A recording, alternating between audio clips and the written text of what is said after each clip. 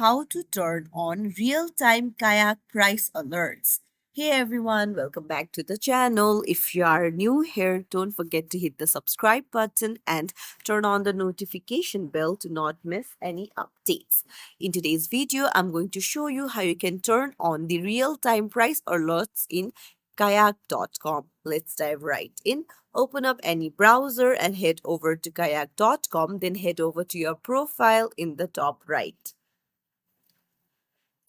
Now go to your account, go to notifications tab. There you'll find create price alert. Tap on it. Now you can create price alert for flight, stay, or car. Just tap on the one of your preference and then just choose your departure airport and then put in your destination airport. Now put in the dates and then just tap on create price alert. And that's it. You have created a real-time price alert on kayak.com.